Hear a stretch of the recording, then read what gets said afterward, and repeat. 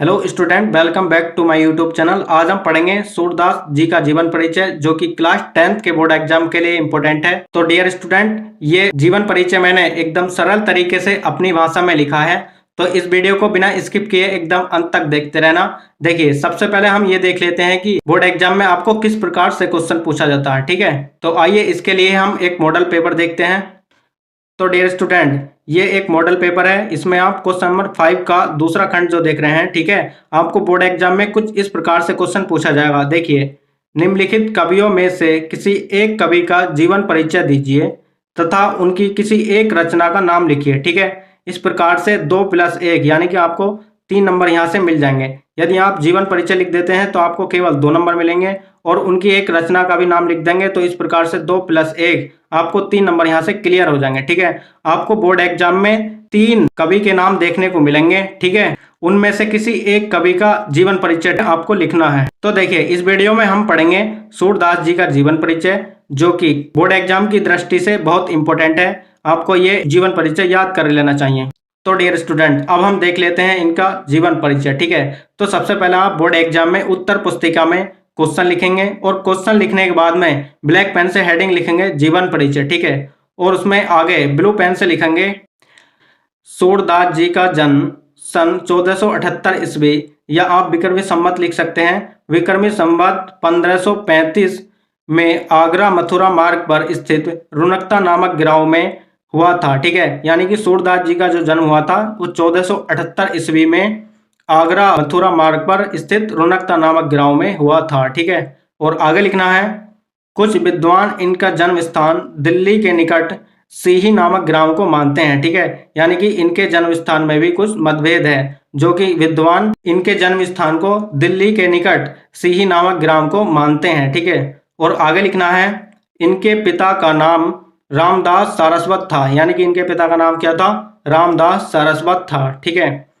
सूरदास जन्मांध थे, यानी कि इनको सूरदास जी को कहा जाता है कि ये जन्म से ही अंधे थे। ठीक है, तो इस प्रकार से लिख सकते हैं, सूरदास जन्मांध थे। ठीक है, इस विषय में भी विद्वानों ने मतभेद है, यानी कि इस विषय में भी विद्वानों को मतभेद है कि सूरदास जन्मांध थे या नहीं। ठीक है, यानी कि इस प्रकार से विद्वानों को इसमें भी मतभेद है।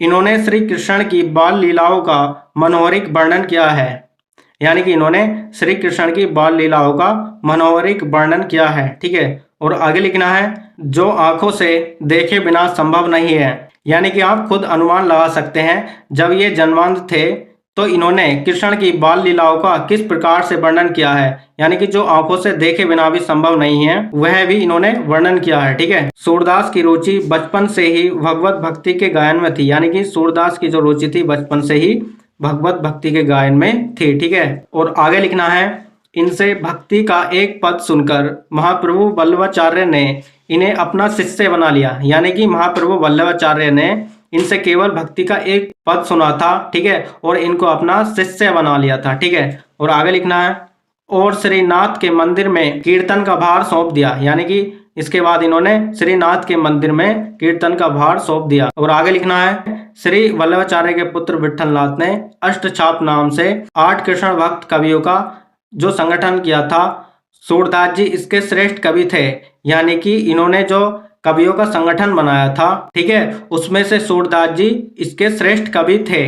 और आगे लिखना है, वे गांव घाट पर रहकर जीवन पर्यंत कृष्ण की बाल लीलाओं का गायन करते रहे, यानी कि जो सूरदास थे वे गांव घाट पर रहकर जीवन पर्यंत कृष्ण की बाल लीलाओं का गायन करते रहे। ठीक है, और आगे लिखना है, सूरदास की मृत्यु सन 1583 ईस्वी, या लिख सकते हैं विक्रमी संवत 1640 में गोवर्धन के पास परसोली नामक गांव में हुई, यानी कि इनकी जो मृत्यु हुई थी सन 1583 ईस्वी में गोवर्धन के पास परसोली नामक गांव में हुई थी। ठीक है, और आगे लिखनी है इनकी रचनाएं। ठीक है, इस प्रकार से आप ब्लैक पेन से हेडिंग लिखेंगे, या लिख सकते हैं कृतियां। ठीक है, आप रचनाएं भी लिख सकते हैं और कृतियां भी लिख सकते हैं। ठीक है, आपको बोर्ड एग्जाम में केवल एक कृति लिखनी है, चाहे तो आप एक से अधिक भी लिख सकते हैं। ठीक है, तो हमने यहाँ पर 3 कृतियों के नाम लिखे हैं। देखिए, इस प्रकार से फर्स्ट पॉइंट डाल करके लिख सकते हैं, सूरसागर, ठीक है। और इनकी जो दूसरी कृति है सूरसारावली, ठीक है। और इनकी तीसरी कृति है साहित्य लहरी, ठीक है। इस प्रकार से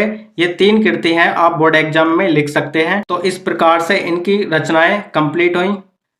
तो डियर स्टूडेंट, वीडियो कैसी लगी? वीडियो अच्छी लगी हो तो लाइक कर देना और चैनल को सब्सक्राइब करके बेल आइकन प्रेस कर देना, जिससे कि नेक्स्ट वीडियो की नोटिफिकेशन सबसे पहले मिल सके। तो चलिए मिलते हैं नेक्स्ट वीडियो में नेक्स्ट टॉपिक के साथ। तब तक के लिए जय हिंद, वंदे मातरम।